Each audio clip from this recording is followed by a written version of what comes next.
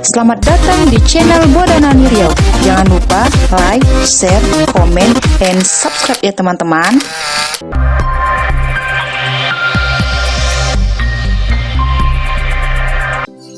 Bismillahirrahmanirrahim. Assalamualaikum warahmatullahi wabarakatuh. Salam sejahtera untuk kita semua. Salam pembaharu pendidikan. Hai teman-teman, berjumpa lagi dengan Bunda Nani. Nah teman-teman, kali ini Bunda Nani akan mereview pertanyaan teman-teman. Nah ada beberapa pertanyaan teman-teman seperti ini. Bun, kalau RPPH daring itu bagaimana sih Bun? Kan banyaknya sekarang ini RPPM daring. Nah kali ini Bunda Nani akan menyampaikan bagaimana cara membuat RPPH daring. Nah ikutin terus videonya ya. Nah jadi teman-teman, membuat RPPH dalam bentuk daring ini sebenarnya tidak jauh berbeda dengan kita membuat RPPM bentuk daring ini. Namun, untuk RPPH daring ini kita hanya mengambil satu kegiatan yang ada di RPPM daring. Kemudian kita perluas untuk menjadi beberapa kegiatan, sekitar 3 atau 4 kegiatan misalnya. Nah, sebenarnya bisa saja kita membuat RPPH daring ini sama seperti RPPH pada saat kegiatan pembelajaran sebelum terjadi pandemi. Namun seperti yang kita harapkan dari awal, bahwa dengan kegiatan belajar di rumah ini diharapkan sekali orang tua lebih merasa enjoy, lebih nyaman, lebih dapat memahami, lebih rileks gitu. Jadi oleh karena itu, maka di sini saya menayangkan atau menyampaikan kepada teman-teman bagaimana cara membuat RPPH daring itu. Nah, jadi begini teman-teman, saya ambil contoh di sini rencana pelaksanaan pembelajaran mingguan RPPM yang minggu kedua kemarin. Nah, bagi teman-teman yang belum tonton RPPM minggu kedua, bisa tonton ya di link yang ada di atas ini ya. Nah, seperti yang saya sampaikan tadi, jadi kita mengambil satu jenis kegiatan yang ada di RPPM ini, kemudian kita jabarkan menjadi beberapa kegiatan untuk di RPPH. Seperti RPPH pada saat kegiatan pembelajaran sebelum terjadi pandemi ini, dengan tujuan yang seperti saya sebutkan tadi. Nah, jadi contohnya yang saya ambil di sini, contoh kegiatannya itu senangnya dapat menemukan benda yang kasar, halus, keras, dan lunak di dalam rumahku. Nah, ini kemudian kita jabarkan nanti menjadi beberapa kegiatan. Nah, untuk bentuk RPPH-nya bagaimana formatnya, seperti yang selalu saya sampaikan, selalu Bunda Nani sampaikan kepada teman-teman, bahwa format RPPM dan RPPH itu pada dasarnya tidak ada yang baku, benar-benar harus seperti itu bentuk table, bentuknya misalnya. Hanya saja format daripada perencanaan ini atau dari rancangan ini haruslah memenuhi unsur-unsur. Jadi kita harus mengetahui dulu unsur-unsur yang harus ada di dalam RPPM, kemudian unsur-unsur yang harus ada dalam RPPH. Nah, untuk unsur-unsur yang ada di dalam RPPH akan kita bahas pada video selanjutnya. Kali ini Bunda Nani akan menyampaikan saja terlebih dahulu bagaimana sih kita menjabarkan satu kegiatan dari RPPM, kemudian kita jabarkan menjadi beberapa kegiatan. Yuk kita lihat ya, kita simak lagi selanjutnya.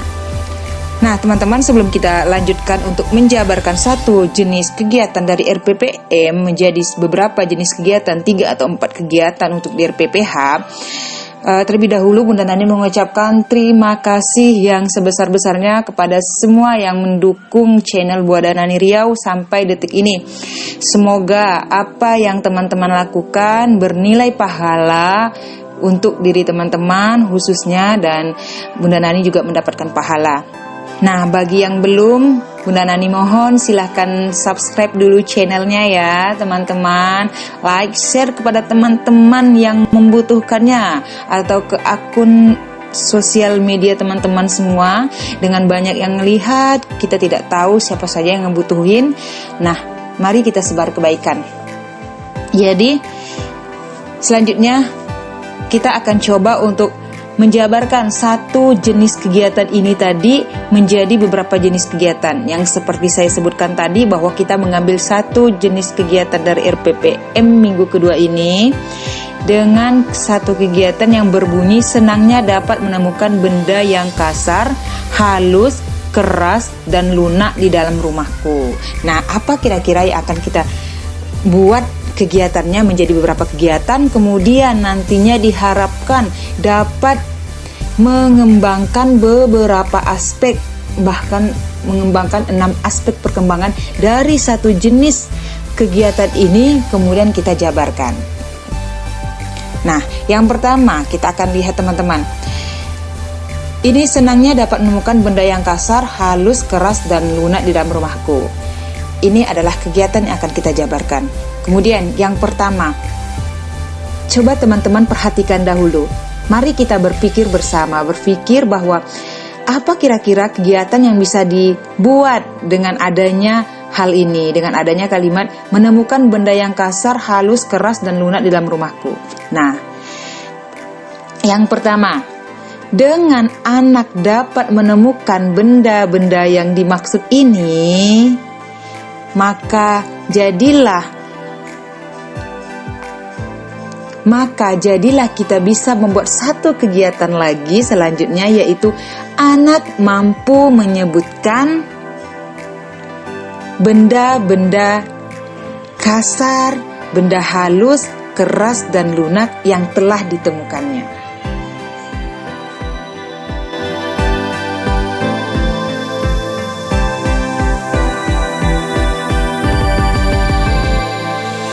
Atau misalnya anak dapat menyampaikan tekstur dari benda-benda yang telah ditemukannya tadi. Itu yang pertama misalnya. Kemudian selanjutnya kita akan menjabarkan sekitar 3 atau 4 ya teman-teman. Nah, kemudian yang kedua, itu tadi teman-teman, kalimat dengan kegiatan seperti yang saya sebutkan tadi itu bisa mengembangkan beberapa aspek. Nah, mungkin lebih mengarah ke aspek bahasa. Misalnya kita angkat yang bahasa dulu. Bisa saja teman-teman ini akan menumbuhkan aspek perkembangan yang lain. Tapi misalnya anggap saja kita buat ini mengembangkan bahasa. Jadi tadi sudah ada satu bahasa. Nah, yang kedua, setelah menemukan kira-kira bagaimana? Nah, misalnya asiknya saya bisa membuat berbagai macam bentuk dengan benda-benda yang ada di dalam rumah yang sudah ketemukan tadi. Nah, dapat satu kegiatan lagi. Nah, kegiatan tersebut bisa mengembangkan beberapa aspek. Nah, kira-kira teman-teman mengembangkan aspek apa yang kira-kira akan terjadi pada kegiatan tersebut? Anggaplah misalnya kita merancang kira-kira aspek yang akan muncul dengan kegiatan tersebut. Itu seni, kemudian penggunaan motoriknya gitu, bisa fisik motoriknya, seninya, kemudian eksplornya.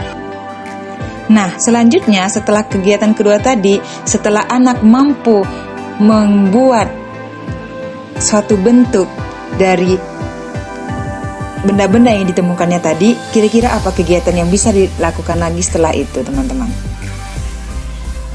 Nah, coba misalnya kita buat seperti ini. Misalnya kalimatnya begini teman-teman, untuk satu kegiatan selanjutnya. Senangnya dapat menyampaikan apa yang telah aku buat, kan menjadi satu kegiatan lagi. Jadi di sini apa kira-kira indikator yang akan muncul? Bisa kognitif, bisa sosial emosional, bisa bahasa. Kalau bahasa di bagian menyampaikan, kemudian kognitif mempresentasikan yang telah dibuat baik berupa gambar atau cerita, kemudian sosial emosionalnya bisa percaya diri misalnya. Nah, selanjutnya tadi sudah 3 kegiatan ya teman-teman. Kemudian kita lanjutkan, kira-kira kegiatan apa lagi setelah itu? Nah, setelah itu kita bisa membuat misalnya seperti ini.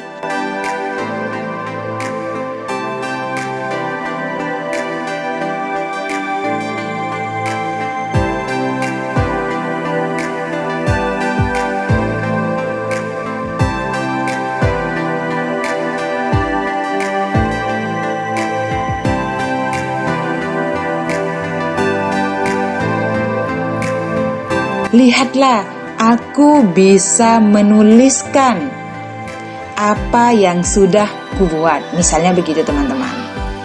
Atau bisa juga ditambah lagi dengan kegiatan selanjutnya.